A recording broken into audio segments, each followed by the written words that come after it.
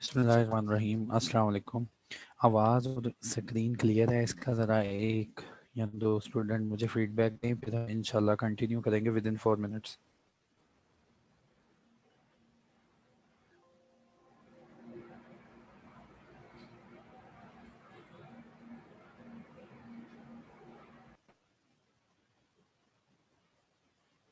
ठीक है, चलिए अब जो है ना स्क्रीन और आवाज़ के मैसेज ना करें, ताकि मेरे पास जो मैसेज विंडो है वो इन्हीं मैसेजेस से फुल ना हो जाए और आपके जो रिलेटेड क्वेश्चन होंगे वो मैं स्किप ना हो जाए मुझसे। तो विद इन 2 और 3 मिनट इंशाल्लाह कंटिन्यू करेंगे। बाकी लोग जो है ज्वाइन हो रहे हैं।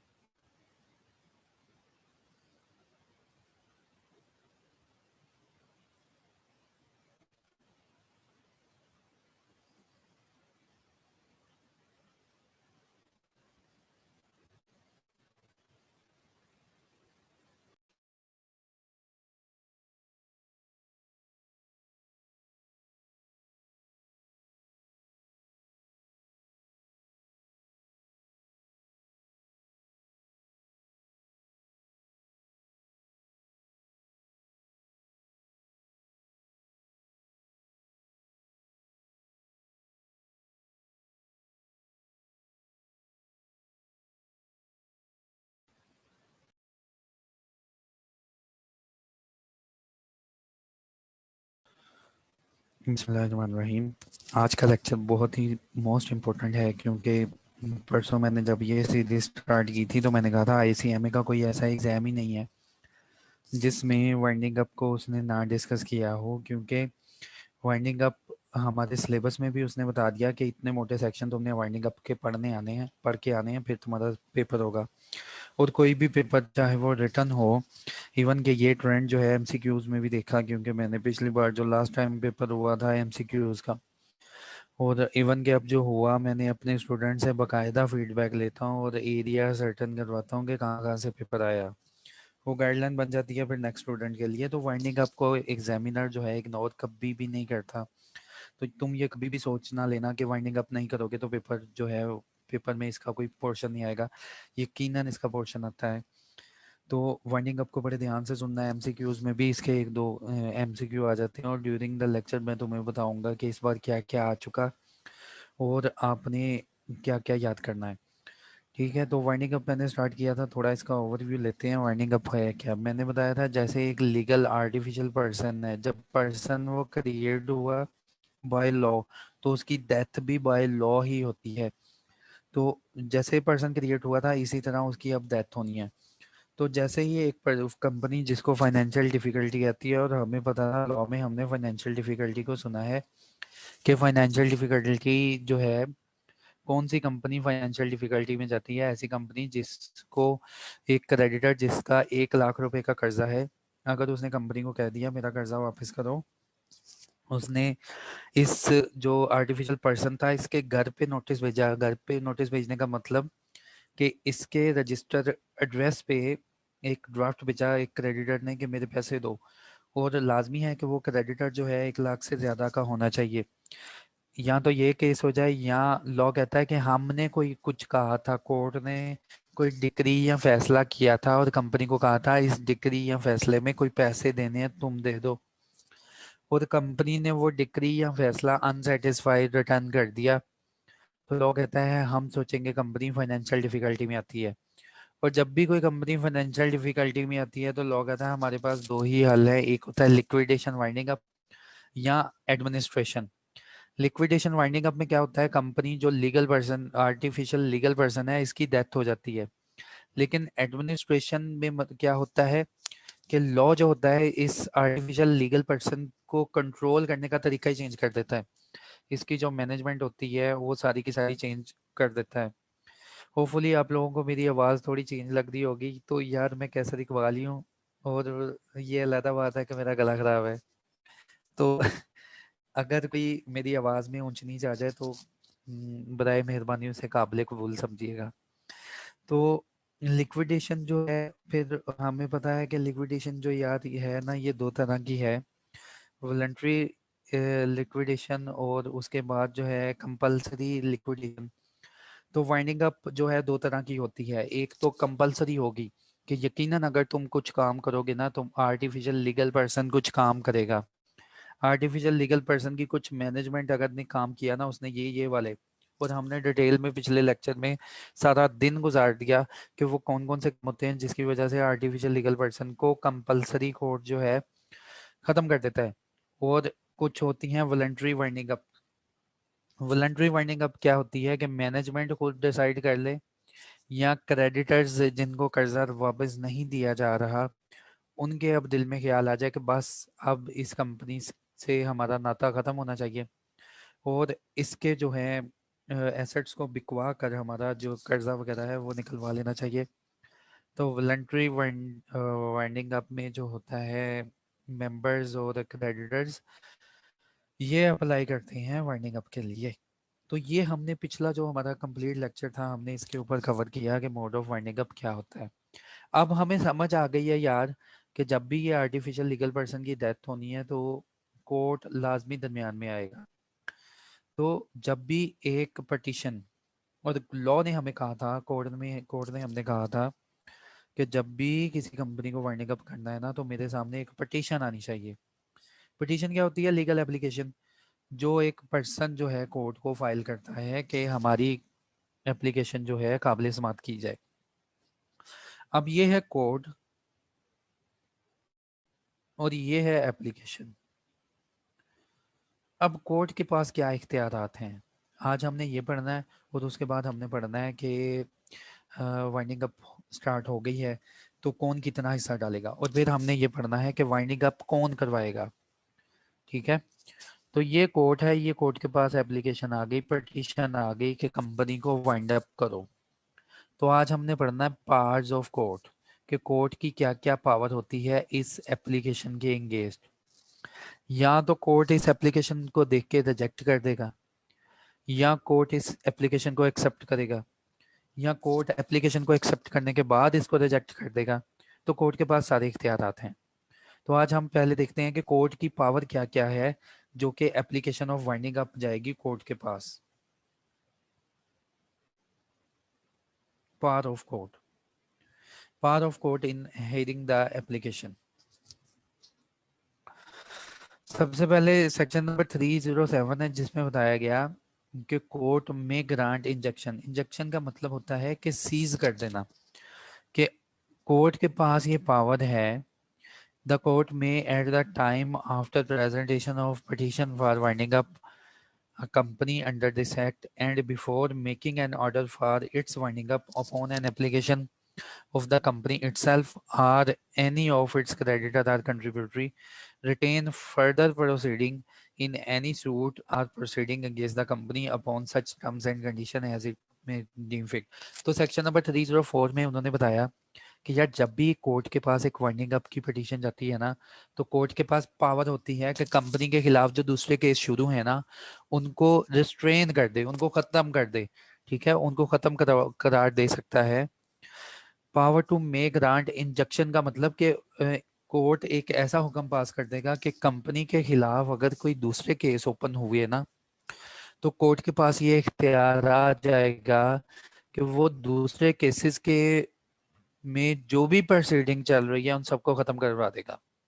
ठीक है, तो पावर टू ग्रांट इंजंक्शन का मतलब ये है कि कोर्ट के पास जब भी किसी कंपनी की वाइंडिंग अप की पिटीशन आती है, तो कोर्ट को इख्तियार दे दिया कंपनी एक्ट ने कि तुम इस कंपनी के खिलाफ जो बाकी केसेस थे उसको क्लोज करवा देना, और ये जो एप्लीकेशन अब तुम्हारे पास आई है इसके साथ चलना है, तो वाइंडिंग अप की पिटीशन इसको रख लो। Power of court on hearing petition, जब भी कोर्ट के पास एक पिटीशन आती है तो कोर्ट के पास एक पावर आती है, वो हमने पढ़ना है। कोर्ट के पास जब भी पिटीशन आएगी वाइंडिंग अप की, कोर्ट 90 डेज में ये डिसाइड करेगा कि इसको डिसमिस करें विद या विदाउट कॉस्ट। डिसमिस मतलब कि एप्लीकेशन फॉर पिटीशन आ गई कि इसके ऊपर किसी को जुर्माना डालना है, या विदाउट जुर्माना या कोई और कॉस्ट इनकर किए बगैर इसको फारिग कर दिया जाए। Make any interim order as it may think, कोई दूसरा ऑर्डर पास कर दे, वाइंडिंग अप का ऑर्डर ना पास करे, कोई दूसरा ऑर्डर पास कर दे। या appoint a provisional manager of a company till the making of a winding up order. देखो बच्चों, जब भी मैंने तुम्हें बताया ना कि फाइनेंशियल डिफिकल्टी आई कंपनी को, तो दो ही हल होते हैं, या तो कंपनी को वाइंड अप कर दो या उसकी मैनेजमेंट चेंज कर दो, जिसको वो कह रहा है प्रोविजनल मैनेजर। ठीक है, उसने कहा कोर्ट के पास जब एप्लीकेशन आई ना वाइंडिंग अप की, तो कोर्ट ने पहला इख्तियार है कि उसको डिसमिस कर देगा, और ये सारा काम कोर्ट ने करना है 90 डेज के अंदर। कोर्ट के पास इख्तियार है कि एप्लीकेशन को डिसमिस कर देगा, या कोई और दूसरा ऑर्डर पास कर देगा, या तीसरे पॉइंट में कहा कि प्रोविजनल मैनेजर अपॉइंट कर देगा, मतलब कि एडमिनिस्ट्रेशन चेंज कर देगा till the further making of winding up order, कि वाइंडिंग अप का ऑर्डर बाद में देख लेंगे, अगर पास करना हुआ तो बाद में पास कर देंगे, लेकिन अभी के लिए कंपनी को वाइंड अप ना करो, इसकी मैनेजमेंट को चेंज कर दो। Make an order for winding up of the company, फिर वो कह देगा थर्ड पॉइंट ये है कि कंपनी को वाइंड अप करने का ऑर्डर दे देगा विद या विदाउट कॉस्ट, और वाइंडिंग अप की कुछ कॉस्ट वगैरह भी होती हैं तो वो भी अटैच कर देगा, और any other order as it may deem fit. तो उन्होंने कहा जी कोर्ट के पास जब भी कोई पिटीशन आती है तो कोर्ट के पास इख्तियार आ जाता है। वॉइस इशू आ रहा है किसी को यार, सिग्नल में मसला है, तो नजम या कोई और अगर बैठा हुआ है तो ज़रा मुझे जल्दी से यार मुझे ना ये क्लियर करो, एक स्टूडेंट का मैसेज आया वॉइस इशू है। वॉइस मेरी अपनी वॉइस का इशू है कि वो ख़राब आ रही है आज, लेकिन नेट का अगर है तो यार वो एक्सेप्टेबल नहीं है, वो लाजमी आपने बताना है।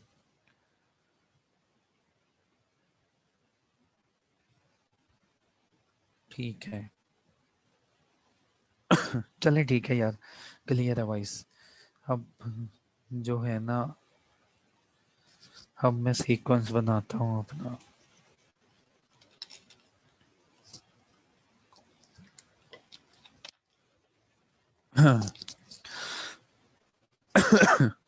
देखें जी, कोर्ट में ग्रांट इंजंक्शन ये हो गया।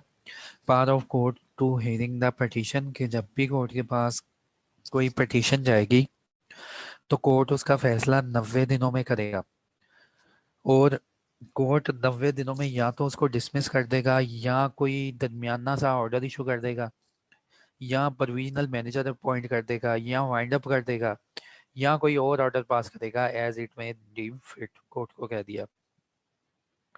फिर कोर्ट को इख्तियार है, कोर्ट को कंपनी एक्ट ने कह दिया कि जब भी कंपनी को नोटिस देना है तो उन्हें अपॉर्चुनिटी ऑफ बीइंग हर्ड देनी है, कि जब भी कोई ऑर्डर पास करने लगे लगो ना, कोर्ट को कह दिया एक्ट ने कि जब भी कोई ऑर्डर पास करना है तो कोर्ट को इख्तियार दिया है कि आप ना कंपनी की मैनेजमेंट को बुलाएं और उनसे सुन लें। ठीक है, तो ये वाला पॉइंट ये कह रहा है। उसके बाद उन्होंने कहा कि कोर्ट जो है not refuse to make wind up order, court जो है ना इस बुनियाद पर वाइंड अप ऑर्डर नहीं रोकेगा कि कोर्ट को अगर बताया गया कि कंपनी के जितने भी एसेट हैं वो इस काबिल नहीं है कि कंपनी की लाइबिलिटीज को पे कर दिया जाए। ठीक है, इसीलिए तो वाइंड अप की पिटीशन गई थी ना कोर्ट के पास कि कंपनी अपने डेट्स नहीं पे कर रही, कंपनी अपनी लाइबिलिटीज नहीं पे कर रही। तो कहता है जी कोर्ट को इख्तियार दिया है कि वो ये सारे फैसले कर ले, लेकिन कोर्ट को ये उन्होंने कह दिया कि कोर्ट तुम इस बात पे ना रुक जाना कि कंपनी के पास अब तो यहाँ उसके सारे के सारे एसेट प्लेज हैं, मॉर्गेज हैं बैंक के पास। याद रखना है जब भी बैंक यहाँ कोई कर्जा देता है तो मॉर्गेज मॉर्गेज का चैप्टर भी हमारे जो सिलेबस है उसमें मौजूद है। तो कोर्ट को कह दिया गया कि जब भी वाइंड अप का ऑर्डर इशू करना है तो इस बात पे आके ना रुक जाना कि कंपनी के पास तो इतने एसेट है ही नहीं, या एसेट मौजूद हैं तो ये प्लेज है। ठीक है, तो उन्होंने कोर्ट को गाइडलाइन प्रोवाइड कर दी कि आप वाइंड अप कर सकते हैं। फिर उन्होंने कहा जी where petition is presented on ground that it is just and equitable that company should be wind up, कहता है जहां पे ये पटिशन जो है दायर की जाए कोर्ट में कि यहाँ पे अवामी बुनियादों पर जस्ट एंड इक्विटेबल है कि कंपनी को वाइंड अप कर दिया जाए, खत्म कर दिया जाए, तो कोर्ट में refuse to make an order, court के पास इख्तियार है कि वो इस पटिशन के खिलाफ जा सकता है। ठीक है, तो उसके बाद where court make an order for winding up the company, वो वाला ऑर्डर जो है ऑफिशियल लिक्विडेटर को और रजिस्ट्रार को फाइन जो कोर्ट है उसने इंटीमेट करना होता है। तो यार ये थी power of court section number 308। अगर इसमें कोई क्वेश्चन बनता हुआ आपका तो वो भी अभी टाइप करके सेंड कर दें।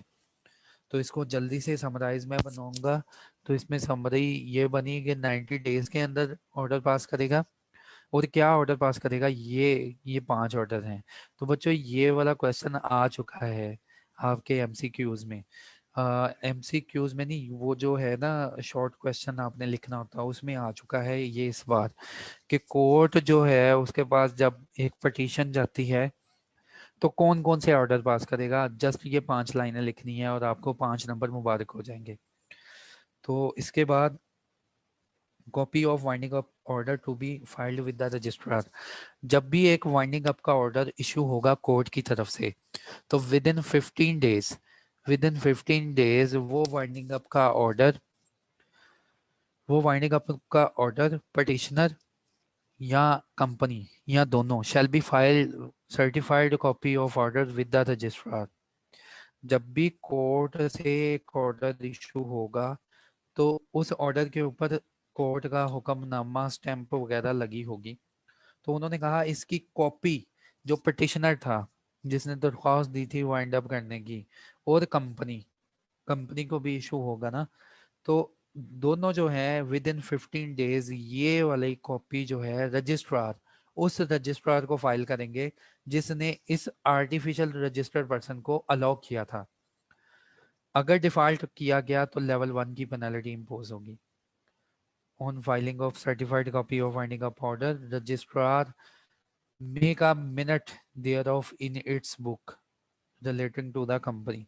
जब भी ये कॉपी रजिस्ट्रार के पास पहुंचेगी तो रजिस्ट्रार जल्दी से अपनी एक किताब खोलेगा और उसमें याद दहानी लिख लेगा कि हाँ ये फलाना आर्टिफिशियल लीगल पर्सन जिसका जन्म हमने किया था, मेरे हाथों से हुआ था, अब इसके खिलाफ इसकी डेथ का वारंट निकल चुका है।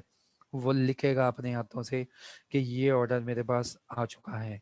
Such order shall deem to be a notice of discharge to the employees of the company, और कंपनी के जो एम्प्लॉय होंगे उसी दिन से सारे फारिग हो जाएंगे। ठीक है, except when the business of the company is continued. हाँ, अगर कोई प्रोविजनल मैनेजर अपॉइंट हुआ ना तो कंपनी के एम्प्लॉय फारिग नहीं होंगे। लेकिन जब ये नोटिस इशू हो गया ना, कोर्ट की तरफ से ऑर्डर पास हो गया कि आर्टिफिशियल लीगल पर्सन की डेथ हो जानी है, तो उसी दिन से उन्होंने कह दिया कि कंपनी के जितने भी एम्प्लॉयज हैं परमानेंट कंट्रैक्चुअल या जो भी हैं वो डिस्चार्ज हो जाएंगे, उस दिन खत्म हो जाएंगे। तो उसके बाद suit stayed on winding up order, ये पहले भी हमने पढ़ा प्रोविजन में कि जितने भी जो सूट है ना, जो वाइंडिंग अप के ऑर्डर पे हैं, court when a winding up order has been made or provisional manager has been appointed, no suit or other legal proceedings shall be proceeded with or commenced against the company. उन्होंने कह दिया जब एक दफा announce हो गया ना कि कोर्ट ने हुक्मनामा पास कर दिया कि इस आर्टिफिशियल लीगल पर्सन को खत्म किया जाए, तो उस हुक्मनामे के बाद अगर किसी को याद आया ना कि हाँ इस कंपनी ने हमारे साथ भी कुछ गलत किया है, या उस कंपनी ने कोई गलत चीज या कोई गलत सर्विसेज किसी को फराहम की और सूट उसके ऊपर बनता हुआ, केस उसके ऊपर बनता हुआ, तो लॉ ने कह दिया कि जब एक वाइंडिंग अप का ऑर्डर इशू हो जाए ना किसी आर्टिफिशियल लीगल पर्सन के खिलाफ, तो उस तारीख के बाद उसके खिलाफ कोई और मुकदमा नहीं इशू किया जाएगा जब तक कोर्ट रिलीफ ना दे दे, जब तक कोर्ट हुक्म ना दे दे कि हाँ ये भी इशू कर सकते हो, कम ये भी केस इसके खिलाफ ओपन हो सकता है। तो जिस कोर्ट ने एक बार इशू कर दिया ना कि जी कंपनी का जो आर्टिफिशियल लीगल पर्सन है ये वाइंड अप होना है, तो उस तारीख के बाद उस कंपनी के खिलाफ कोई केस इशू नहीं होना।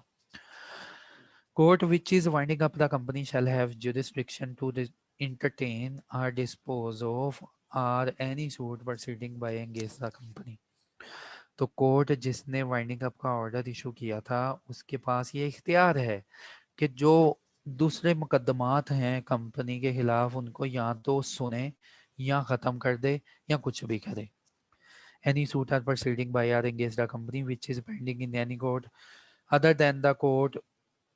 फिर उन्होंने कहा कि इस कंपनी के खिलाफ अगर किसी और कोर्ट में मुकदमात चल रहे हुए, वो सारे मुकदमात उस कोर्ट को ट्रांसफर कर देने हैं जिसने वाइंडिंग अप का ऑर्डर इशू किया है।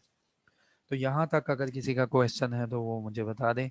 इसकी समरी ये बनी कि जब एक वाइंडिंग अप का ऑर्डर इशू हो गया ना, तो कंपनी के खिलाफ कोई और तीसरा मुकदमा नहीं ओपन करके बैठ जाना। जितने भी मुकदमात हुए कंपनी के खिलाफ, जो कोर्ट ऑर्डर इशू करेगा वाइंडिंग अप का, उस तारीख पे सारे मुकदमात उस कोर्ट को ही ट्रांसफर कर देने हैं।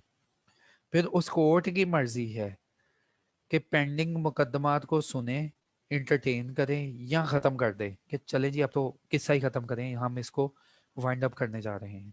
ये 310 में पावर बयान की गई। Power of court to stay winding up. एक बार मुकदमा इशू हो गया, ऑर्डर इशू हो गया कि कंपनी को वाइंड अप कर दिया जाएगा, लेकिन बाद में अगर कोर्ट को लगा कि नहीं यार कि ये जो है ना मुकदमा, ये जो ऑर्डर था इसको ख़त्म करना चाहिए, तो उसी कोर्ट के पास पावर है कि वो वाइंडिंग अप को स्टे करवा सकता है। Court at any time not later than 3 years after the order of winding up. Winding up के 3 साल के अंदर अंदर कोर्ट के पास ये इख्तियार है कि अगर कोर्ट को प्रूफ मिल जाए कि वाइंडिंग अप का पहला ऑर्डर जो इशू किया गया था वो ठीक नहीं है। तो ये वाला सेक्शन आप खुद पढ़ लेना यार, कि उन्होंने कहा कि विद इन 3 years कोर्ट को अगर तसल्ली हो गई क्रेडिटर की तरफ से या कंट्रीब्यूटरी की तरफ से कि जो प्रोसीडिंग है in relation two winding up और टू बी स्टेड, इनको स्टे करना चाहिए, तो कोर्ट जो है विड्रॉ कर लेगा, कैंसिल कर देगा, रिवोक कर देगा एनी ऑर्डर जो कि उसने इशू किया था वाइंडिंग अप के लिए, या such terms and condition as it may deem fit. तो यहाँ तक जो था भैया उन्होंने बताया कि कोर्ट की पावर्स को बताया गया है।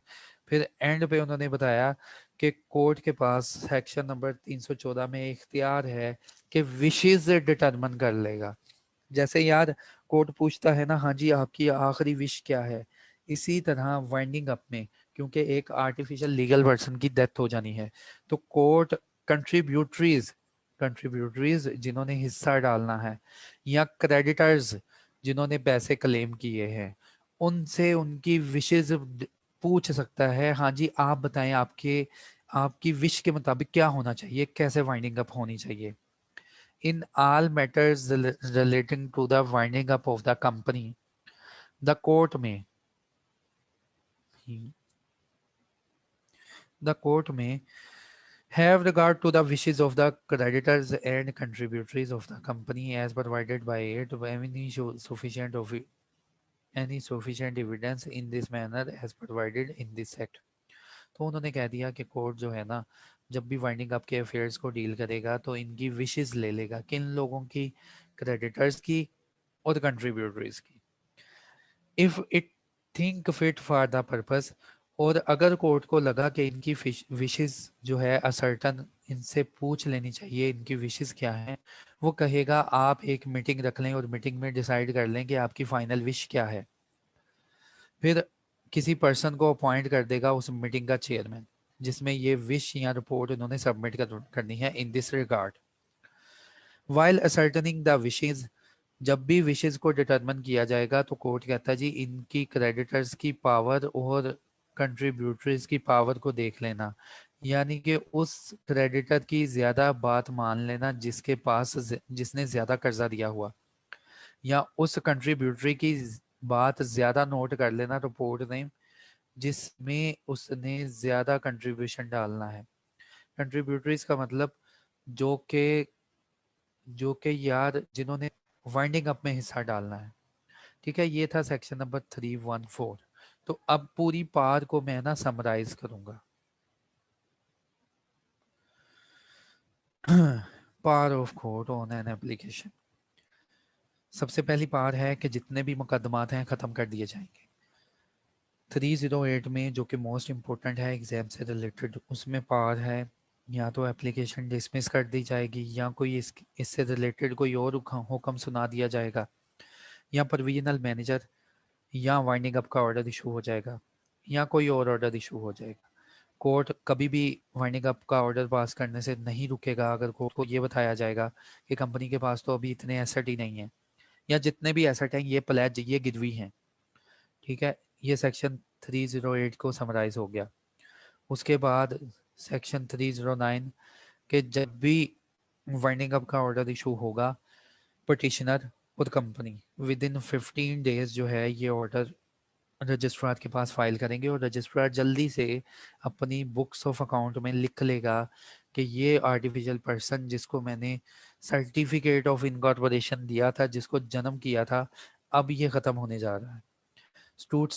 Suits trade on winding up order, कि वाइंडिंग अप ऑर्डर को इशू करने से पहले जितने भी सूट थे वो खत्म हो जाएंगे।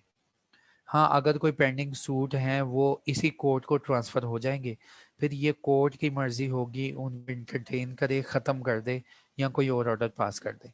लेकिन जब एक वाइंडिंग अप का ऑर्डर इशू हो गया ना, उसके बाद कंपनी के खिलाफ, इस आर्टिफिशियल लीगल पर्सन के खिलाफ कोई नया मुकदमा नहीं ओपन होगा जब तक कोर्ट की इजाजत ना ले ली जाए। उसके बाद power of court to stay winding up order, कि कोर्ट के पास एक पावर है कि वो वाइंडिंग अप को ना स्टे कर देगा। उसके बाद कोर्ट जो है विशेस पूछ लेगा इनसे कि हाँ जी, किसकी, जो क्रेडिटर्स हैं उनसे विशेस पूछ लेगा कि आप क्या चाहते हैं कि वाइंडिंग अप में क्या होना चाहिए, या क्रेडिटर से या कंट्रीब्यूटरीज कि जिन लोगों ने वाइंडिंग अप में पैसा डालना है उनसे पूछ ले कि आपकी क्या विशेस हैं, और विशेस डिटरमिन करने के लिए इनकी मीटिंग करवा ले। फिर मीटिंग में ज्यादा वेटेज उसकी बात को दी जाएगी जिसने कंपनी को ज्यादा कर्जा, या ऐसे कंट्रीब्यूटरी की बात को ज्यादा वेटेज दी जाएगी जिसने ज्यादा हिस्सा डालना है। यहाँ तक ये था और पावर ऑफ कोर्ट कंक्लूड होगी। अब हम करेंगे कंट्रीब्यूटरीज। देखो, हर एक को अब पकड़ के झाड़ा जाएगा, उससे पैसे लिए जाएंगे जिसने कसम उठाई होगी कंपनी के स्टार्ट पे कि हाँ जी मैं वादा करता हूँ कि कंपनी जब वाइंड अप होगी तो पैसा डालूंगा। अब जो ये हैं पर्सन, इनकी बारी आ जाएगी। अब आप लोग एक केस स्टडी देखें मेरे सामने जो मैं ड्रा करने जा रहा हूँ, फिर आपको इस सेक्शन की ना बड़ी अच्छी तरह समझ आएगी। देखो, एक कंपनी है limited by share. Limited by share या तो वो पब्लिक कंपनी होगी, आपको पता है, या तो वो प्राइवेट कंपनी होगी। दो ही कंपनी होती हैं जो कि लिमिटेड बाय शेयर्स होती हैं। अगर तो कंपनी है ना लिमिटेड बाय शेयर्स, इसका मतलब जितने भी इसके मेंबर्स थे उन सब लोगों ने शेयर्स में पैसा लगाया हुआ है, शेयर्स सब्सक्राइब किए हुए हैं। अगर तो कोई ऐसी कंपनी है तो लॉ कहता है कंट्रीब्यूटरी कौन होंगे, तो लॉ कहता है पब्लिक कंपनी या प्राइवेट कंपनी में जो भी कंट्रीब्यूटरीज हैं वो सब वो होते हैं जिन्होंने शेयर्स सब्सक्राइब किए होते हैं। और अगर इन शेयर्स के ऊपर इन्होंने सारा पैसा जमा कराया हुआ है, जैसे 100 रुपए का एक शेयर था और जितने भी मेंबर्स थे, जिसने जितने शेयर्स लिए उतने ही पैसे जमा करवा दिए। जैसे मिस्टर ए था यहाँ पे, उसने 50 शेयर लिए, इसका मतलब उसने 50,000 कंपनी को शेयर्स के अगेंस्ट दे चुका है।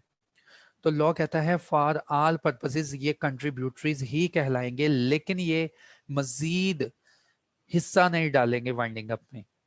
लिमिटेड बाय शेयर्स का मतलब क्या था बच्चों? हमने मेमोरेंडम पढ़ लिया, मेमोरेंडम ने इनकी लाइबिलिटी को लिमिट कर दिया था, इनकी लाइबिलिटी को लिमिट कर दिया था कि यार कल कला को अगर ये कंपनी वाइंड अप हुई, वाइंड अप कैसे होगी? लाइबिलिटीज ज्यादा हो जाएंगी, एसेट्स कम हो जाएंगे।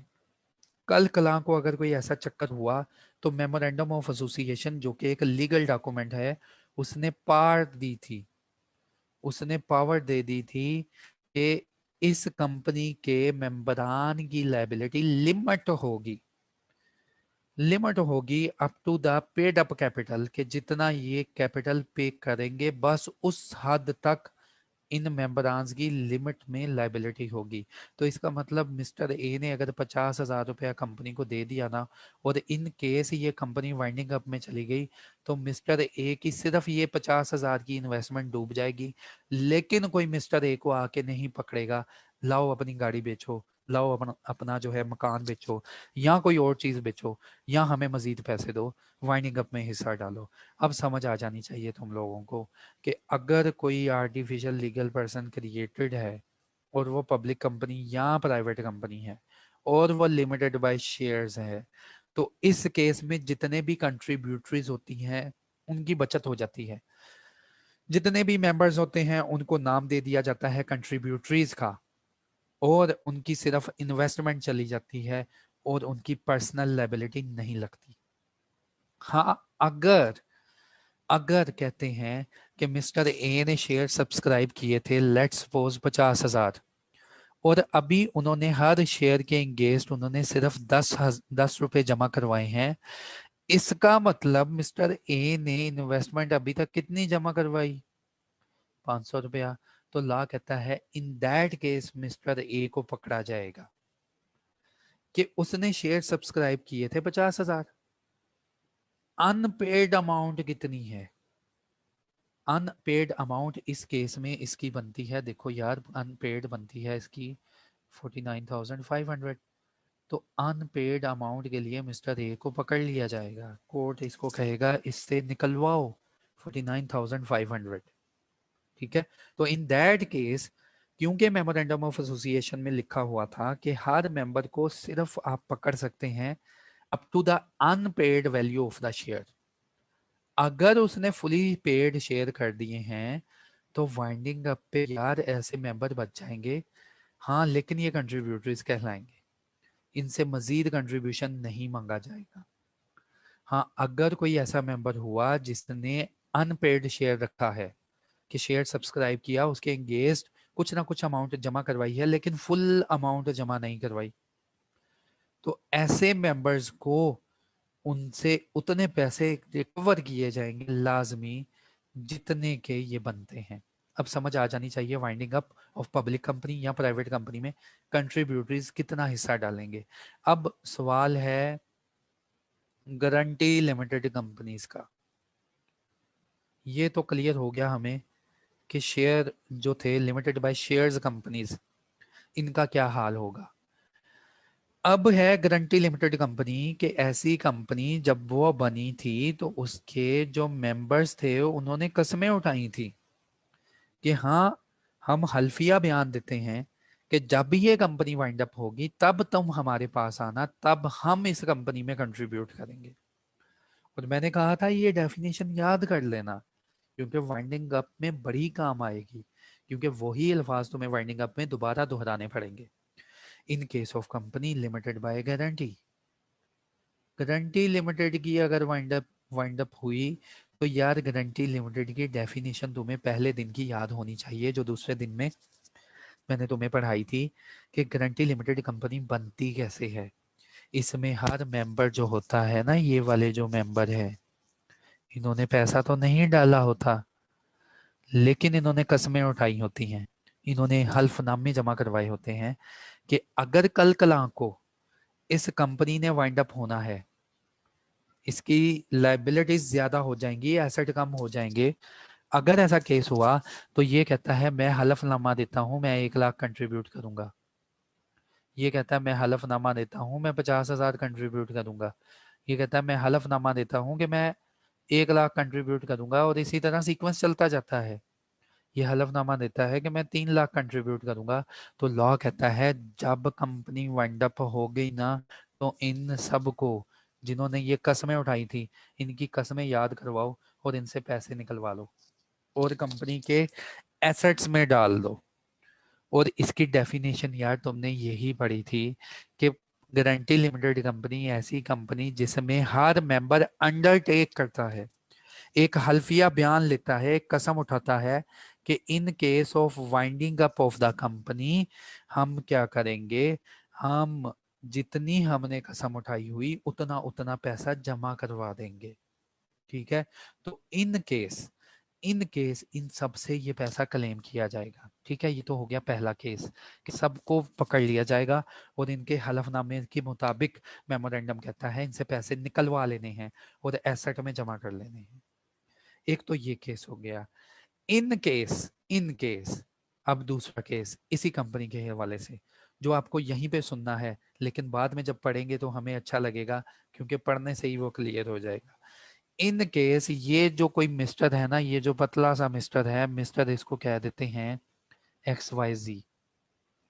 मिस्टर XYZ ने जब ये कंपनी बनी थी ना, तब ये हल्फिया बयान दे दिया था कि हाँ यार कंपनी बनाओ, कल को अगर ये वाइंड अप हुई तो मैं तुम लोगों के साथ 3 लाख रुपया कंट्रीब्यूट करूंगा।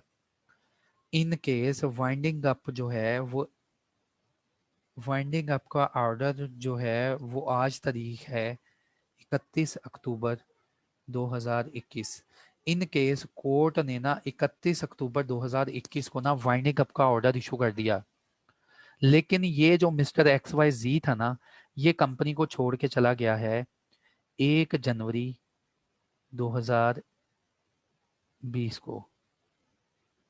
वाइंडिंग अप का ऑर्डर आज इशू हुआ और आज तारीख है 31 अक्टूबर 2020, और मिस्टर ये जो XYZ था ना, ये छोड़ के चला गया था 1 जनवरी 2020 को। यानी कि यार वाइंडिंग अप में कंपनी चली गई और ये 9 माह पहले ही छोड़ के चला गया था। 9 माह बनते हैं या 10 माह बनते हैं, तो लॉ ने कहा फिर भी इसको पकड़ो। ठीक है, वाइंडिंग अप की डेफिनेशन में कंपनी की जो गारंटी लिमिटेड की डेफिनेशन में है ना, वो यही है कि हर मेंबर, गारंटी लिमिटेड की डेफिनेशन में पहले बोलूंगा कि हर मेंबर जो है कंट्रीब्यूट करेगा to the assets of the company in events of its being wound up, कि जब ये वाइंडिंग अप में चले जाएगी तब तक, तब करेगा, या विद इन 1 ईयर आफ्टरवर्ड्स, या जब ये कंपनी को छोड़ के जाएगा और 1 ईयर आफ्टरवर्ड्स, कि अभी इसको साल नहीं पूरा हुआ, तो फिर भी लॉ कहता है इसको पकड़ लो, इसको बोलो तुमने हलफनामा जमा करवाया था ऐसी कंपनी में जो कि वाइंड अप हो गई है और तुमने अभी उसको 9-10 माह हुए हैं छोड़े को। हाँ, अगर साल गुजर जाता, अगर यही मिस्टर XYZ साल गुजर जाता, इसने कंपनी को छोड़ा था, let's suppose as a membership इसने कैंसिल करवा ली थी तकरीबन पिछले साल सितंबर 2019 में, तो इन केस इसकी बचत हो जाएगी, इसको नहीं बुलाया जाएगा कि आओ और कंट्रीब्यूशन करो। ठीक है, तो याद रखना है, ये सारी कहानी बताने का मकसद था कि आगे पढ़ना है ना, मैंने तुम्हें अच्छी तरह समझ आ जाए मैं क्यों पढ़ रहा हूँ और किसके हवाले से पढ़ रहा हूँ। गारंटी लिमिटेड का केस होगा तो कंट्रीब्यूटर्स सारे वो होंगे जिन्होंने हलफनामा जमा करवाया होगा।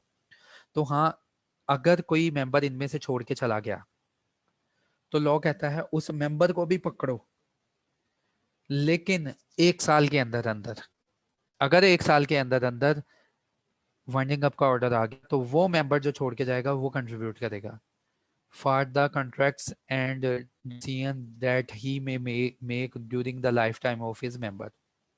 ठीक है, तो अब हम चलते हैं सेक्शन की तरफ। होपफुली अब हमें कोई मसला नहीं होगा। इन event of a company being wound up, उन्होंने कहा जब एक कंपनी वाउंड अप होगी, every present and past member shall be liable to the contribute to the asset of the company to an amount sufficient to the payments of the debt of the liabilities, cost and charges and expenses of winding up etc। उन्होंने कहा जब भी ये company wind up होगी ना, तो जितने भी मेंबर होंगे चाहे वो प्रेजेंट हो या पास्ट हो, आगे जाके कहानी क्लियर करेगा कि प्रेजेंट क्या है और पास्ट क्या है। उसने कहा जब भी ये कंपनी वाइंड अप होगी ना, तो जितने भी मेंबर होंगे या प्रेजेंट होंगे या पास्ट होंगे, वो कंपनी के एसेट में कंट्रीब्यूट करेंगे। ना सिर्फ लाइबिलिटीज के लिए, बल्कि वाइंड अप जब एक कंपनी होती है ना, तो उसके ऊपर कॉस्ट भी लगती है वाइंडिंग अप की, तो वाइंडिंग अप के चार्जेस के लिए भी वो कंट्रीब्यूट करेंगे। फिर उन्होंने कहा पास्ट मेंबर, ये वही कहानी अब तुम्हारे सामने आ गई। Past member shall not liable to contribute if he has ceased to be a member for 1 year or upward before commencement of winding up। अब ये पॉइंट क्लियर हो जाना चाहिए। उन्होंने कहा पास्ट मेंबर, ऐसा मेंबर जो कि छोड़ के चला गया था, उसको कभी भी नहीं पकड़ा जाएगा अगर 1 साल पूरा हो गया है। A past member shall not liable to contribute in respect of any debt or liability of the company contracted after he ceased to be a member। अच्छा, वो जो मिस्टर एक्स वाई जी छोड़ के गया था ना कंपनी, और अभी 10 माह हुए थे ये छोड़ के गया था, तो इसको पकड़ना है, लॉ कहता तो उस डेट या लाइबिलिटी के लिए पकड़ना है जब तक ये मेंबर था तो वो साइन हुए थे। हाँ, अगर ये कंपनी छोड़ के चला गया और कंपनी ने बाद में कोई नया कॉन्ट्रैक्ट किया और उसके एंगेस्ट कोई डेट और लाइबिलिटी राइज हुई, तो लॉ ने कहा उसके लिए नहीं उसको पकड़ना, इस मेंबर को सिर्फ पकड़ना है ऐसी डेट और लाइबिलिटीज के लिए जब ये मेंबर था और इंटर की थी, अराइज हुई थी। Past member shall not be liable to contribute, past member को कभी भी लायबल नहीं ठहराया जाएगा कंट्रीब्यूट करने के लिए अगर कोर्ट को ये साबित किया जाए, unless it appears to the court, जब तक कोर्ट को ये साबित नहीं किया जाएगा कि प्रेजेंट मेंबर, जितने भी प्रेजेंट मेंबर है, unable to satisfy the contribution required, कि जितने प्रेजेंट मेंबर है ना, हमने उन सबको पकड़ लिया, सबसे पैसे निकलवा लिए, लेकिन अभी भी फंड ना काफी हैं, तो फिर कोर्ट कहेगा हर उस मेंबर को पकड़ो जिसने with in a year company को छोड़ा है। इन case of company limited by shares, अब देखो वही बात आ गई जो मैंने कहानी बताई। In case of company limited by share no contribution shall be required. तसल्ली हो गई। उन्होंने कहा कि अगर कंपनी लिमिटेड बाय शेयर है, लिमिटेड बाय शेयर दो ही कंपनियां होती हैं ना, लिमिटेड बाय वो पब्लिक लिमिटेड या प्राइवेट लिमिटेड। उन्होंने कहा if a company limited by share no contribution shall be required from any past present member exceeding the amount if any unpaid on the share in respect of which he is liable as such member। समझ आ जानी चाहिए। उन्होंने कहा कोई भी contribution ना claim करवाना किसी ऐसे मेंबर से जो कि लिमिटेड बाय शेयर कंपनी का होगा। हाँ, सिर्फ वही पैसे निकलवाने हैं अगर शेयर के ऊपर पेएबल बाकी है, ठीक है, वो पैसे निकलवा लेने हैं। In case of company limited by guarantee, कहता है अगर कोई कंपनी लिमिटेड बाय गारंटी है, no contribution shall be required, किसी भी मेंबर से कहता तुम कंट्रीब्यूशन ना निकलवाना फ्रॉम एनी पास्ट या प्रेजेंट मेंबर से एक्सीडिंग द अमाउंट अंडरटेकन।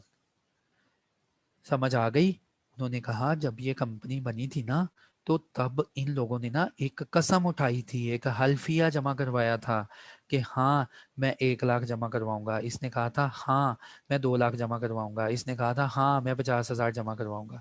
तो लॉ ने कहा किसी भी मेंबर को उसके हलफनामे से ज्यादा की अमाउंट उससे रिकवर नहीं करनी।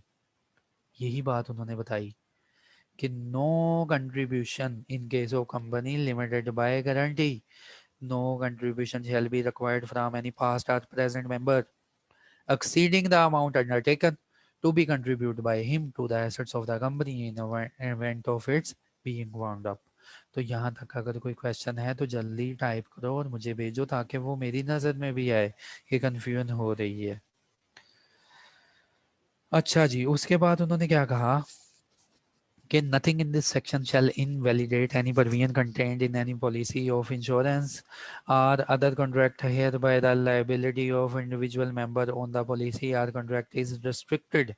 कहता है कि बाज दफ़ा कंपनीज पता क्या करती हैं, अपने मेंबर्स की इंश्योरेंस करवा लेती हैं और इंश्योरेंस पॉलिसी को एंटरटेन कर लेती हैं कि अगर कंपनी वाइंड अप में गई तो मेंबर्स पैसे नहीं देंगे, जो पेएबल होगा ना वो इंश्योरेंस कंपनी देगी। तो लॉ कहता है मुझे कबूल है, वेल एंड गुड, पैसे ही आने हैं ना। तो नथिंग इन दिस सेक्शन, उन्होंने कहा कि अगर इन मेंबरान ने ना अपनी कोई इंश्योरेंस करवाई हुई है कि हाँ हम ये कंपनी का काम करने लगे हैं, कल को इसने वाइंड अप भी तो होना है ना, तो इन्होंने क्या किया, बड़ी चालाकी की, इंश्योरेंस भी अचीव कर ली कि इन इवेंट हमने जो हलफनामे, हमने जो कस्में उठाई हुई हैं, हम फ्यूचर में अगर उसको ना एंटरटेन कर सके तो फ्यूचर के लिए इन्होंने इंश्योरेंस भी करवा ली और कंपनी से एग्रीमेंट कर लिया, इंश्योरेंस कंपनी से, कि अगर कल को कंपनी वाइंड अप हुई तो हमारी जगह तुम कंट्रीब्यूट कर देना। तो लोग कहता है वेल एंड गुड, हमें कोई मसला नहीं, ऐसा कोई कॉन्ट्रैक्ट जो है हम इनवैलिडेट नहीं करेंगे। असम due to any past present member of a company in his character as such by the way of dividend profit or otherwise shall not deem to be a debt of the company। अच्छा यार एक बात सुनो, उन्होंने कहा जब company wind up होती है ना तो कंपनी की लाइबिलिटीज को गिना जाएगा, ठीक है। तो यहाँ पे लॉ ने कह दिया जब भी लाइबिलिटीज तुम गिनोगे ना, कभी भी तुमने वो चीज नहीं गिननी कि पिछले साल डिविडेंड अनाउंस हुआ था और अभी कंपनी ने पे नहीं किया। तो लॉ ने कहा कोई ऐसी लाइबिलिटी ना मेरे सामने ले आना कि जो मेंबर्स हैं उनको पुराना प्रॉफिट हुआ था, अभी वो तो तकसीम ही नहीं हुआ जी, वो पहले तकसीम करेंगे तो लाइबिलिटीज को गिनेंगे। तो लॉ कहता है जी खत्म, ये पैरा पढ़ लेना। लॉ कहता है जी कोई भी पास्ट या प्रेजेंट जो है ड्यू है, किसी भी मेंबर को अगर कंपनी ने पैसे देने हैं ना, कोई मेंबर है और उसको पैसे देने हैं in the shape of profit, dividend या अदरवाइज, तो लॉ कहता है वो हजम हो जाने हैं, वो लाइबिलिटीज में नहीं गिने जाने, ठीक है। बट फिर बाद में कहता है बट एनी सच सम में be taken into account for the purpose of final adjustment of the rights of the contributories among themselves। तो यार वाइंडिंग अप में लाजमी नहीं कि नुकसान ही हो रहा होता है कंपनी को, बाज दफा वाइंडिंग अप में ना फायदा भी होता है। तो कहता है कि अगर फायदा हो गया ना कंपनी को, अगर, तो फिर इनको अकाउंट फॉर किया जाएगा। एक एग्जाम्पल समझो, ये क्यों लड़ रहे हैं इस पैसों की थैली के लिए, क्लियर करवाता हूँ। कंपनी जो है उसके एसेट्स हैं, लेट्स सपोज 2 मिलियन के, कंपनी के एसेट्स हैं 2 मिलियन के, लाइबिलिटीज हैं कंपनी की लेट्स सपोज 15 लाख की, ठीक है। और कंपनी की लाइबिलिटीज में ना यहाँ पे पड़ा हुआ है डिविडेंड पेएबल, और डिविडेंड पेएबल जो है लेट्स सपोज कह लो कि वो जी 1 लाख का पड़ा हुआ है, और जिन लोगों को पेएबल पड़ा है ना वो इसमें उनके नाम लिखे हुए हैं कि इस मेंबर को अभी डिविडेंड पे नहीं किया गया। कंपनी चलेगी वाइंडिंग अप में, तो कोर्ट कहता है मेरे सामने सिर्फ ये वाली लाइबिलिटीज लेके आना, इनको पहले पे करना है। हाँ अगर कुछ बच गया, देखो 5 लाख बचता है ना, तो कहता है अगर कुछ बच गया फिर इनको अकाउंट फॉर करेंगे कि मेंबर्स में जिन जिन का पैसा देने वाला था ना पहले उनको दिया जाएगा। हाँ फिर बाकी कुछ बच गया तो जैसे उनकी परसेंटेज ऑफ वोटिंग पावर है ना उस तरह उनको तकसीम किया जाएगा। तो ये सारी कहानी उन्होंने बताई है, ठीक है, ये sum due to any past present member. उन्होंने कहा अगर कोई सम ड्यू हुआ ना इन मेंबर की तरफ हमारा कंपनी का, तो वो खाया पिया जाएगा, वो खत्म हो जाएगा। सबसे पहले लाइबिलिटीज को अकाउंट फॉर किया जाएगा, अगर कुछ बचा तो फिर उसके वो देखा जाएगा कि जिसका देना था उसको दिया जाएगा। इन event of winding up of a company limited by guarantee which has a share capital. बाज दफा हमने पढ़ा था कि ऐसी limited company limited by guarantee जिनके मेंबर हलफनामा जमा करवा के कंपनी बना लेते हैं और बाज दफा वो शेयर कैपिटल भी रखते हैं, कंट्रीब्यूट भी करते हैं। तो उन्होंने कहा every member of the company shall be liable in addition to the amount undertaken to be contribute to the assets of the company in event of being wound up. उन्होंने कहा हर मेंबर इस case में उस हलफनामे के ऊपर भी जवाबदेह होगा, plus to the extent of any unpaid share if held by them, और शेयर के ऊपर भी जवाबदेह होगा। ठीक है, liability of director whose liability is unlimited। यार ये एक सेक्शन है, सेक्शन गालिबन मिलते हैं सेक्शन 90 से लेकर ना 100 के दरमियान। वहां पे ना लॉ ने बताया है a limited company may have liability of any director unlimited। तो लॉ ने इजाजत दी है कि जो लिमिटेड कंपनियां हैं ना वो अपना एक डायरेक्टर या सब डायरेक्टर की लाइबिलिटी को अनलिमिटेड करार दे सकते हैं। और ये हम पढ़ेंगे सेक्शन नंबर 90 और 100 में। तो यहाँ पे सिर्फ अभी सुन लो क्योंकि ये कंसेप्ट तुम्हारा क्लियर होना है 90 और 100 की सीरीज में जाके, कि ऐसी कंपनी, ऐसी लिमिटेड कंपनी जिसमें डायरेक्टर जो है अगर उसकी लाइबिलिटी अनलिमिटेड हुई तो इसका क्या करना है। लेट्स सपोज ये एक कंपनी है, प्राइवेट लिमिटेड कंपनी। हमें पता है जब भी इसने वाइंड अप होना है इसकी इन्वेस्टमेंट सारी की सारी चली जानी है, क्योंकि लॉ ने बयान कर दिया कि कंट्रीब्यूटरी से कुछ नहीं लेना, टोटल इन्वेस्टमेंट ही कंट्रीब्यूशन है। तो प्राइवेट कंपनी में कहता है जी, या पब्लिक कंपनी में या किसी भी कंपनी में कोई भी एक डायरेक्टर या ज्यादा डायरेक्टर ऐसे हो सकते हैं जिनकी लाइबिलिटी अनलिमिटेड होगी। ठीक है, और ये स्पेशल रेजोल्यूशन के जरिए किसी भी डायरेक्टर की सीट को कह दिया जाता है कि इस सीट पे जो डायरेक्टर बैठेगा ना उसकी लाइबिलिटी अनलिमिटेड होगी। उसका मकसद ये होता है कि जब ये कंपनी वाइंड अप होगी इन्वेस्टमेंट तो जाएगी सारी, प्लस फिर लॉ जो है ना इस डायरेक्टर को पकड़ लेगा कि बाकी का पैसा सारे का सारा तुमसे निकलवाना है। ठीक है, तो ये हम पढ़ने लगे हैं अब यहाँ पे, और इसकी क्लियर अंडरस्टैंडिंग कि कैसे किसी डायरेक्टर की लाइबिलिटी को अनलिमिटेड करार दे दिया जाता है, इसके लिए हम सेक्शन जो है हमारे आने वाली सीरीज में आप पढ़ लेंगे कि कैसे किस तरीका कार से किसी डायरेक्टर की लाइबिलिटी को अनलिमिटेड बना दिया जाता है। तो कहता है इन केस अगर किसी लिमिटेड लाइबिलिटी वाली कंपनी के पास ऐसा कोई डायरेक्टर है ना, तो उसकी लाइबिलिटी कब अराइज होगी। उन्होंने कहा वाइंडिंग अप जब होगी लिमिटेड कंपनी की, any director whether past or present. Present का मतलब कि एक साल नहीं गुजरा, पास्ट का सॉरी मतलब एक साल नहीं गुजरा, प्रेजेंट का मतलब मौजूदा। Whose liability in pursuance of this act is unlimited shall in addition to his liability to contribute as ordinary member। कहता है पहले तो वो डायरेक्टर हिस्सा डालेगा जैसे कि एक ऑर्डिनरी मेंबर कंट्रीब्यूशन में वाइंडिंग अप में हिस्सा डालता है। फिर जब सारा कंट्रीब्यूशन सब मेंबर से अचीव हो जाएगा, फिर वो जो है ऐसे कंट्रीब्यूट करेगा जैसे कि मेंबर ऑफ अनलिमिटेड लाइबिलिटी का पर्सन कंट्रीब्यूट करता होता है। और अनलिमिटेड लाइबिलिटी वाली कंपनी अगर हुई तो हमें पता है उसके मेंबर सब कुछ कंट्रीब्यूट करेंगे। A past director shall not be liable to make such contribution if he has ceased to hold office for 1 year upward। A past director shall not liable to make such contribution in respect of any debt liability of the company contracted to cease to be a member।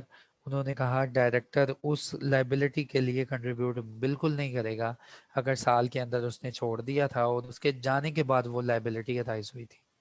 तो इसकी यार clear understanding वहां पे भी होगी जब ये मैं तुम्हें पढ़ाऊंगा कि कैसे एक डायरेक्टर की लाइबिलिटी को अनलिमिटेड कर देते हैं। Contributories in case of death of member, बाज दफा होता है कि किसी ने कसम उठाई थी और वो बेचारा मर गया और विद इन उसी टाइम में कंपनी वाइंड अप में चली गई। तो ये सेक्शन खुद ही पढ़ लेना। उन्होंने कहा इन case of death of member legal representative contribute करेंगे। अगर लीगल रिप्रेजेंटेटिव मना कर देंगे तो उसकी प्रॉपर्टी से हिस्सा निकाला जाएगा।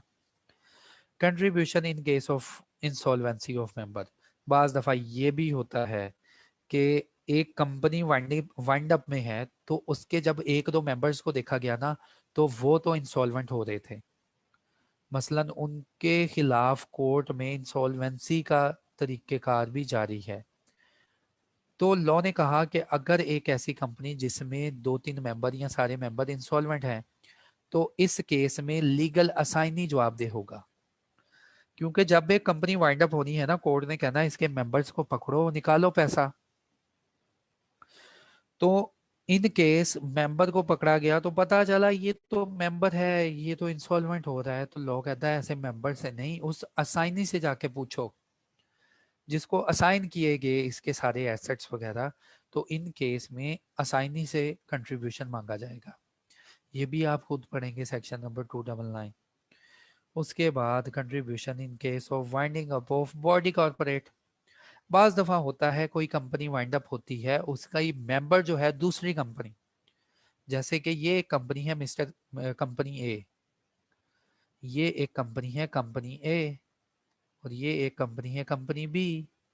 कंपनी ए वाइंडिंग अप में है और वाइंडिंग अप में हमें पता है लॉ ने बोला है सारे मेंबर से कंट्रीब्यूशन लो। जब इसके मेंबर्स को देखा गया तो इसमें एक दूसरी कंपनी थी बी, इससे हिस्सा लेने गए तो पता चला कि ये कंपनी भी वाइंडिंग अप में है।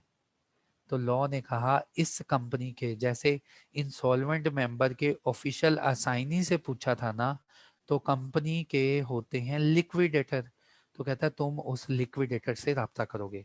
तो ये भी सेक्शन आप खुद पढ़ेंगे। अब मैं स्टार्ट करता हूँ ऑफिशियल लिक्विडेटर। पहले मैं इसको समराइज कर लूँ। समराइज में मैंने आपको बताया कि हर मेंबर कैसे कंट्रीब्यूट करेगा। अगर तो पब्लिक कंपनी या प्राइवेट कंपनी है तो जितनी इन्वेस्टमेंट दी हुई वही काफ़ी होगी, बचत हो जाएगी। और अगर इन्वेस्टमेंट आपने पूरी नहीं अदा की तो आपको अदा करनी पड़ेगी और लॉ की नज़र में आप कंट्रीब्यूटरीज हैं। हाँ, वो वाले बंदे जिन्होंने कंपनी बनाई थी और कसम उठाई थी, अगर इनमें से कोई मेंबर छोड़ के नहीं गया तो इनकी कसम को ओरिजिनल पैसों में कन्वर्ट किया जाएगा। हाँ, अगर कोई छोड़ के चला गया, अभी 1 साल पूरा नहीं हुआ, तो लॉ कहता है उसको पकड़ लो, उससे पैसे लो। और ऐसी लाइबिलिटीज के लिए पैसे लेना जो कि जब ये मेंबर था और अथाइज हुई थी। हाँ, ऐसी लाइबिलिटीज के लिए इसको ना पकड़ना कि ये 1 जनवरी 2020 को गया था और तुमने मार्च में जाके किसी बैंक से कॉन्ट्रैक्ट किया था और कर्जा सर चढ़ गया था, तो ऐसी लाइबिलिटी के लिए इस XYZ को नहीं पकड़ा जाएगा। तो सारी कहानी ये थी। और फिर इन्होंने बता दिया था कि जो अनलिमिटेड लाइबिलिटी वाला डायरेक्टर होगा सबसे कंट्रीब्यूशन लिया जाएगा, उससे भी एज अ मेंबर कंट्रीब्यूशन लिया जाएगा। हाँ, अगर फर्दर कंट्रीब्यूशन चाहिए होगा तो वो ऐसे कंट्रीब्यूट करेगा जैसे कि अनलिमिटेड लाइबिलिटी में एक मेंबर कंट्रीब्यूट करता होता है। तो इसके बाद उन्होंने बताया कि अगर एक मेंबर ऑलरेडी इंसॉल्वेंट है तो उसके असाइनी से जाके शेयर क्लेम करना है। और अगर एक मेंबर कंपनी थी दूसरी कंपनी की तो उसके ऑफिशियल लिक्विडेटर से सवाल पूछना है। अब सवाल ये है कि ये ऑफिशियल लिक्विडेटर कौन होते हैं? ऑफिशियल लिक्विडेटर कौन होते हैं? कोर्ट जब भी ऑर्डर पास करेगा वाइंडिंग अप का तो किसी ऐसे पर्सन को अपॉइंट करेगा जो कि कॉम्पिटेंट होगा, जो कि इस काबिल होगा कि कंपनी के सारे एसेट्स को अपनी निगरानी में बेचेगा, पैसा इकट्ठा करेगा और अपनी निगरानी में सारी लाइबिलिटीज को पे ऑफ करेगा। क्योंकि कोर्ट के जो कोर्ट है उसके जज ने या वकील ने तो उठ के नहीं ना आ जाना कंपनी में कि चलो जी हमारी आंखों के सामने एसेट बिकें, क्योंकि यार ये उनका काम नहीं है। वो लॉ के बंदे हैं, उन्होंने लॉ के मुताबिक फैसला कर दिया। सॉरी, उन्होंने लॉ के मुताबिक फैसला कर दिया कि जहां तक क्वेश्चन ऑफ लॉ था हमने फैसला कर दिया। अब किसी ऐसे अच्छे बंदे को लाया जाए जो कि ये सारे अफेयर से बाखूबी जानता है और वो एसेट्स वगैरह बेचे, तो उसका नाम होता है official liquidator. Appointment of official liquidator बिल्कुल आसान है, तुम खुद पढ़ोगे, लेकिन मैं तुम्हें गाइडलाइन प्रोवाइड कर देता हूँ। लॉ कहता है कि जब भी कोई ऑफिशियल लिक्विडेटर अपॉइंट करेगा ना, कोर्ट अपनी मर्जी से अपॉइंट नहीं करेगा। जो लिस्ट हमने बनाई हुई है ना, जो लिस्ट एससीसीपी ने मेंटेन की है, और याद होगा ये डाटा बैंक मैंने तुम्हें बताया था इंडिपेंडेंट डायरेक्टर के केस में, कि जब कंपनी एक इंडिपेंडेंट डायरेक्टर अपॉइंट करती है तो किसी लिस्ट से करती है, ये उसी लिस्ट की बात होने जा रही है। तो लॉ ने कहा कि कोर्ट को इख्तियार है ऑफिशियल लिक्विडेटर अपॉइंट करने का, लेकिन अपनी मर्जी से नहीं करेगा हर चलते फिरते बंदे को, सिर्फ उस पर्सन को अपॉइंट करेगा जो पैनल में मौजूद होगा। पहली बात उन्होंने ये कर दी। लॉ ने कहा प्रोविजनल मैनेजर भी वहीं से ही अपॉइंट कर सकते हैं। प्रोविजनल मैनेजर वो कि कंपनी को वाइंड अप नहीं किया, सुपरविजन, सुपरविजन के लिए भी वही मैनेजर अपॉइंट होगा या ऑफिशियल लिक्विडेटर। फिर उन्होंने कहा पैनल जो है, जो भी पर्सन हम पैनल में रखते हैं उनका, उन्होंने कहा उसका कम से कम 10 साल का एक्सपीरियंस होता है in the field of accounting and law. और इंशाल्लाह यार जब तुम ये क्वालिफाई करोगे ना तो 10 साल के बाद तुम भी एलिजिबल हो जाओगे इस पैनल में जाने के लिए। Where a person is a provisional manager appointed by law the may limit the powers और वगैरह। उन्होंने कहा जब एक प्रोविजनल मैनेजर अपॉइंट किया जाएगा ना किसी कंपनी के ऊपर, तो कोर्ट उसकी पावर वगैरह को रिस्ट्रिक्ट कर सकता है।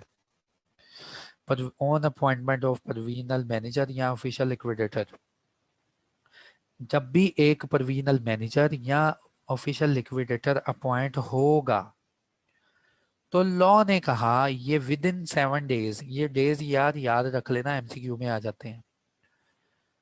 With in 7 days from the date of his appointment वो डिस्क्लोज करेगा कि क्या उसका इस कंपनी में कोई शेयर या इंटरेस्ट तो नहीं। और शेयर या इंटरेस्ट वगैरह तो हमने डिटेल में पढ़ लिया ना डायरेक्टर में, कि director is a interested director. उसी को सोचते हुए उन्होंने लॉ ने कहा कि जब भी एक ऑफिशियल लिक्विडेटर जाएगा ना किसी कंपनी में, वो 7 दिन के अंदर कोर्ट को एक हल्फिया जमा करवा देगा कि हाँ जी मैं अल्लाह की कसम खाता हूँ मेरा इस कंपनी में ना तो कोई शेयर बनता है, ना कोई इंटरेस्ट बनता है, ना मेरा इस कंपनी में किसी के साथ कोई ताल्लुक बनता है। उसके बाद जब वाइंडिंग अप का ऑर्डर पास होगा, कोर्ट हमेशा ऑफिशियल लिक्विडेटर या प्रोविजनल मैनेजर अपॉइंट करेगा जो कि वाइंडिंग अप की कंपनी प्रोसीडिंग को कंप्लीट करेगा। अगर more than one official liquidator appoint होंगे, कोर्ट डिक्लेयर करेगा कि कौन सा बंदा क्या काम करेगा। ठीक है, ये सारा उन्होंने बता दिया। उसके बाद उन्होंने ये भी बताया कि कोर्ट जब भी ऑफिशियल लिक्विडेटर अपॉइंट करेगा, अगर कोर्ट को लगा कि किसी ऑफिशियल लिक्विडेटर से कोई सिक्योरिटी वगैरह क्लेम करनी है तो उनसे कोई पैसे वगैरह भी लेके रख लेगा सिक्योरिटी, या कोई और गारंटी ले लेगा उनसे। Court on application of creditor, फिर क्रेडिटर पहले तो ऊपर था ना यार, कोर्ट ने अपनी मर्जी से लिस्ट से बंदा चूज किया था।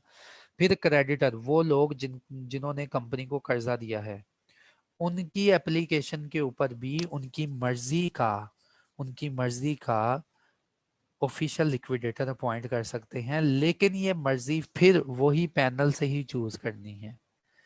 अगर क्रेडिटर कह दें कि मिस्टर बी पैनल में मौजूद हैं, हम चाहते हैं मिस्टर बी इस कंपनी को अच्छी तरह लिक्विडेट करे, तो लॉ कहता है कि ये इख्तियार दे दिया गया क्रेडिटर्स को कि कोर्ट जो है अगर ऐसा क्रेडिटर जिसने कंपनी को not less than 60% of the paid up capital loan दिया है, लेट्स सपोज अगर कंपनी का कैपिटल है 1 मिलियन, तो ऐसा क्रेडिटर जिसने कंपनी को उधार दिया है 7 लाख का, 60% से अबव का, 60% इसका 6 लाख बनता है, एटलीस्ट 60% 6 लाख या इससे ज्यादा का, इन केस अगर 1 मिलियन है, तो लॉ ने कहा कि ऐसा जो होगा ना, ऐसा क्रेडिटर कोर्ट को रिक्वेस्ट कर सकता है कि भाई ऑफिशियल लिक्विडेटर हमारी पसंद का लगाएं। ऑफिशियल लिक्विडेटर एक बार अपॉइंट हो गया तो अपनी जगह नहीं छोड़ेगा। अगर ऑफिशियल लिक्विडेटर बेचारा मर गया या वो इनकम्पिटेंट हो गया या उसको कोर्ट ने रिमूव कर दिया, तो उसकी कैजुअल वैकेंसी अगर हो जाती है तो उसकी कैजुअल वैकेंसी भी उन्होंने कहा कि कोर्ट ही फिल करेगा। कमीशन में of its own remove the name of any person, क्योंकि ये डाटा सारा यार एससीसीपी के पास पड़ा होता है।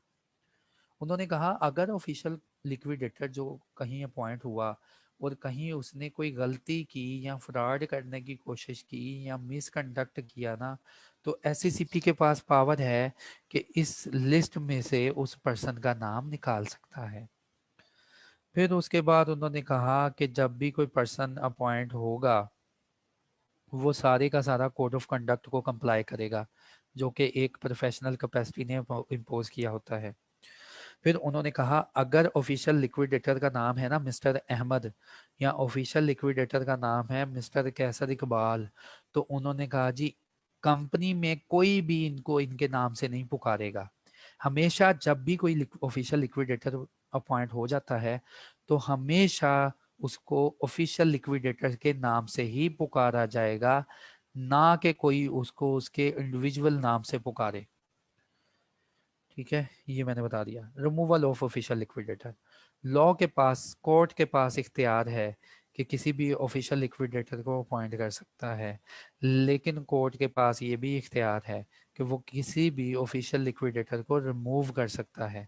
तो रिमूवल बड़ी आसान है, खुद पढ़ लेना। ठीक है, इसमें सब कुछ बताएगा कि रिमूवल कैसे होती है।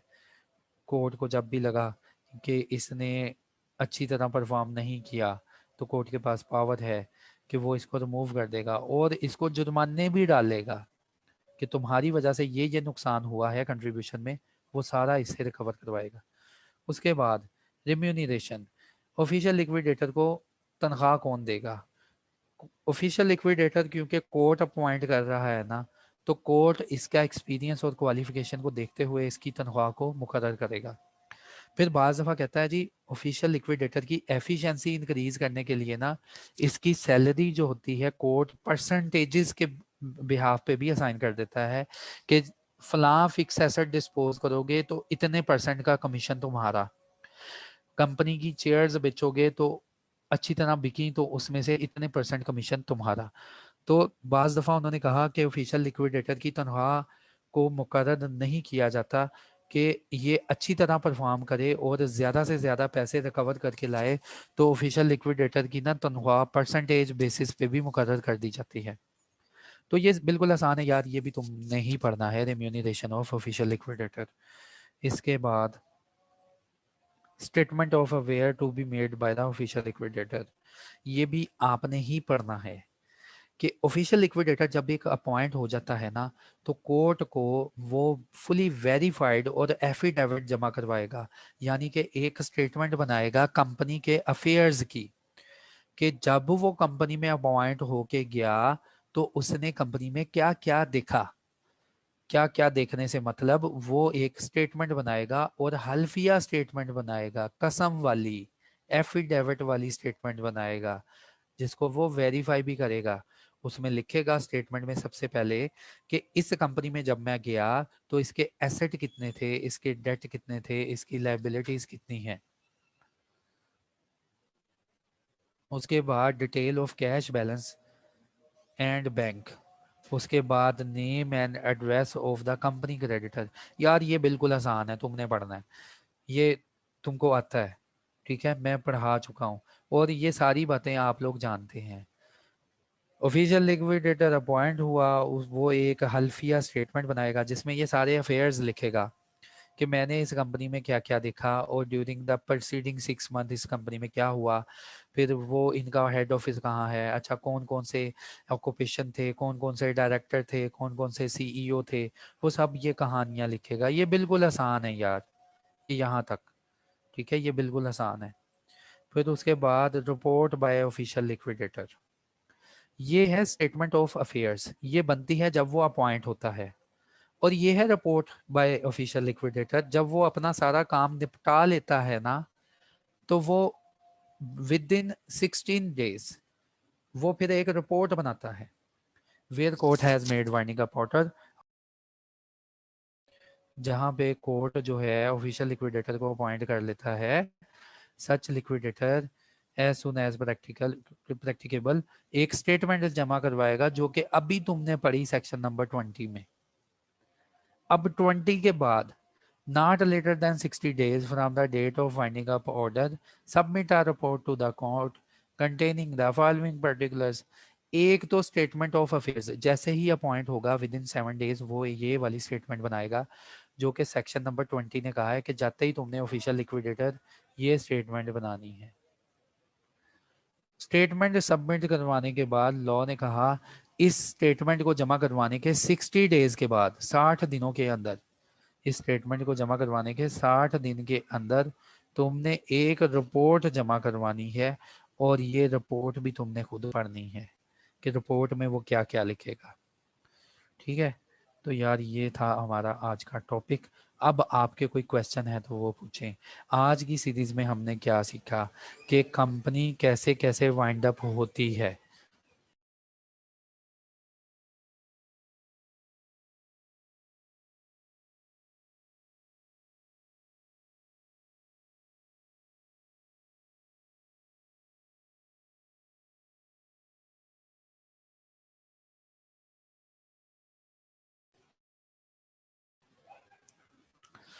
हमने इस सीरीज में सीखा था कि कंपनी जो है, कंपनी कैसे वाइंड अप होती है, कंपनी कैसे वाइंड अप होती है, कौन कौन सी वजूहात पे कंपनी वाइंड अप हो जाती है। फिर हमने सीखा कि पावर ऑफ कोर्ट क्या होती है। ठीक है, कोर्ट की पावर क्या होगी। फिर हमने सीखा कंट्रीब्यूटरीज कौन होते हैं,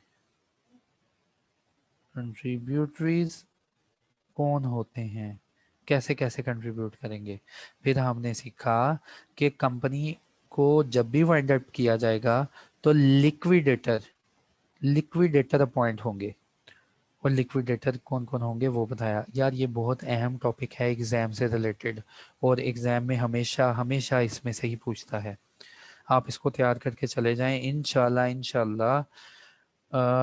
बल्कि जब भी होता है ना, मैं बच्चों को तैयारी करवाता हूँ कॉर्पोरेट लॉ की, तो यार वो मैं ना सबसे पहले ये वाला एरिया तैयार करवाता हूँ, क्योंकि जब रिटर्न एग्जाम होता है ना तो 15 से 20 नंबर का पेपर यहीं से आ जाता है। हाँ, अब तुम्हारा कंप्यूटर बेस्ड पेपर है ना, तो सबसे पहले तुमने जब भी पढ़ना होगा ना लॉ का, तुम इस एरिया को पढ़ लेना। तुम्हारे गालबन 7 से 10 नंबर तो यहीं से तैयार हो जाएंगे।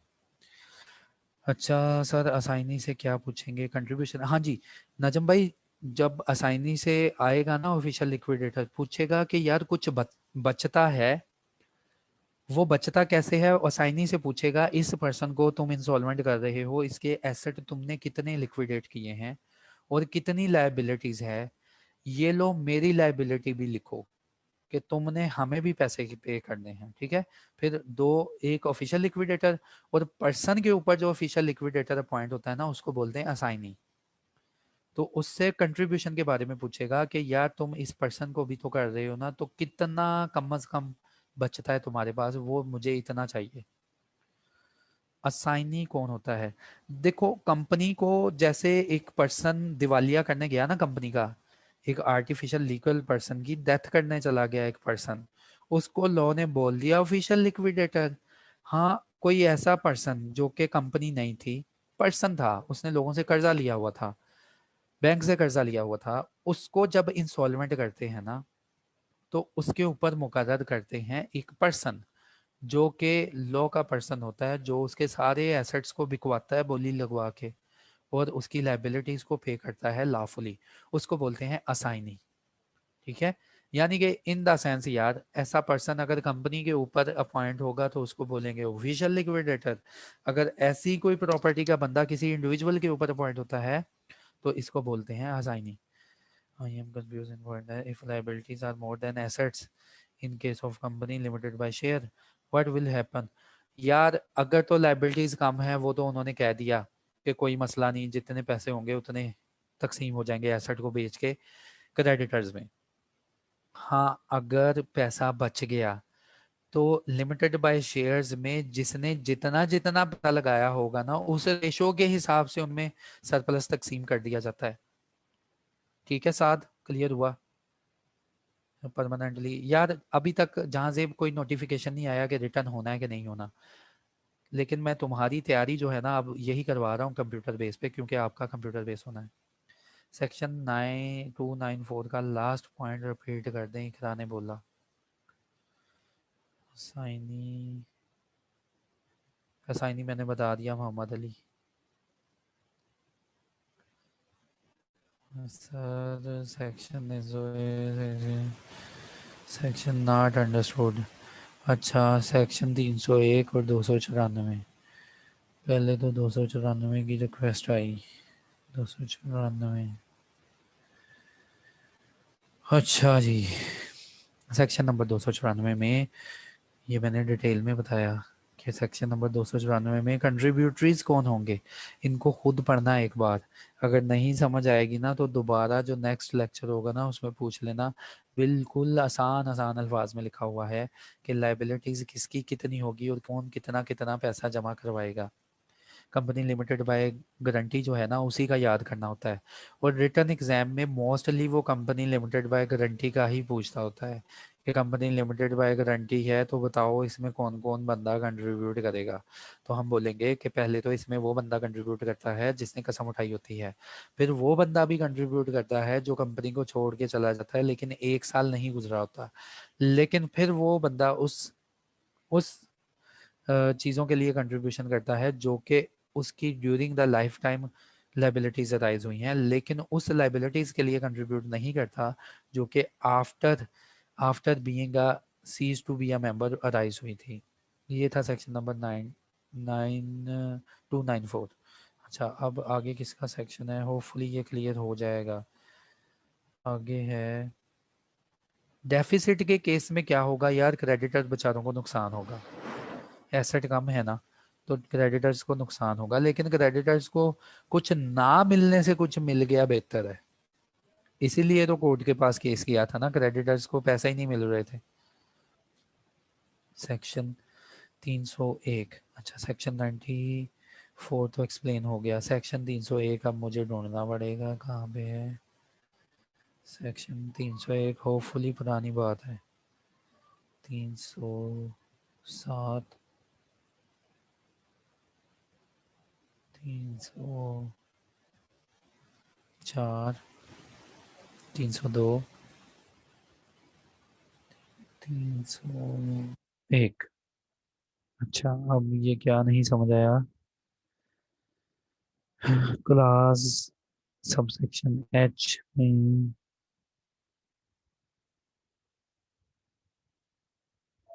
ई एफ जी एच कहाँ है यार। 3 पॉइंट, 3 पॉइंट किधर है यार, यार किधर है इसका, बोल के बता दो मुझे, लिख के बता दो। एफ समझ नहीं आया, यहाँ तो जी है, जी के बाद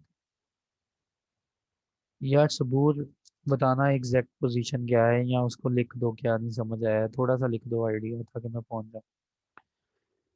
सर लिमिटेड बाय गारंटी में मेंबर की डेथ हो जाए तो क्या करेंगे, कंपनी भी वाइंड अप हो रही है और 1 साल के भी नहीं। हाँ, उन्होंने बताया ना कि डेथ हो जाए तो उसकी जो प्रॉपर्टीज है, जितनी वो कसम खा के गया ना अपनी जिंदगी के दौरान, तो उसकी प्रॉपर्टी में से उतना शेयर निकाल लो या लीगल रिप्रेजेंटेटिव से वो पैसे ले लो। लीगल रिप्रेजेंटेटिव कौन होते हैं, जिनको कोर्ट अनाउंस करता है। एग्जाम्पल ऑफ कंट्रीब्यूटरीज, नुमान मैंने कंट्रीब्यूटरीज की एग्जांपल बनाई थी यार, oppressive to minority member. Minority member जब ये लेक्चर स्टार्ट हुआ था ना, तो मैंने बताया था मिनॉरिटी मेंबर्स वो होते हैं जिनके पास 5% से बिलो की जो होती है, 10 होगा, या लेक्चर के स्टार्ट में बताया था यार मिनॉरिटी मेंबर्स कौन से होते हैं, ये देखो मैंने लिखा था। मिनॉरिटी मेंबर ऐसे मेंबर होंगे जिनके पास 10% से कम के शेयर मौजूद होते हैं कंपनी के। तो उन्होंने कह दिया कि अगर कंपनी कोई ऐसा काम करती रहती है कि जो मिनॉरिटी मेंबर्स के हक में नहीं है, कि उनके उनके लिए फायदा मंद नहीं है, तो उन्होंने कहा जी ऐसी कंपनी को भी कोर्ट के पास इख्तियार होता है कि वाइंड अप कर देंगे सबूत। कंट्रीब्यूटरीज की एग्जांपल दूं तो ये देखो यार, मैंने अभी इतनी अच्छी पेंटिंग की थी, कहाँ गई, ये होते हैं कंट्रीब्यूटरीज। यहाँ पे मैंने पेंटिंग की थी, ये देखो, ये हैं कंट्रीब्यूटरीज कि जो हिस्सा डालेंगे कंट्रीब्यूशन में। यार आज ना तुम लाजमी डेफिनेशन पढ़ना, कंपनी लिमिटेड बाय गारंटी की डेफिनेशन, उसकी डेफिनेशन में ही छुपी है उसकी वाइंडिंग अप की कहानी। वो कहता है ये ऐसी कंपनी होती है जो बनने के वक्त ना कसम उठा लेते हैं मेंबर कि हाँ जी हम कसम खाते हैं जब ये कंपनी वाइंडिंग अप होगी तो हम वाइंडिंग अप में हिस्सा डालेंगे, जो भी लाइबिलिटीज अराइज हो रही होंगी उसमें, plus cost of winding up के लिए, जो ऑफिशियल लिक्विडेटर को पैसे देने हैं ना उसके लिए भी, तो उतना हिस्सा डालेंगे जो हम अंडरटेक कर रहे हैं।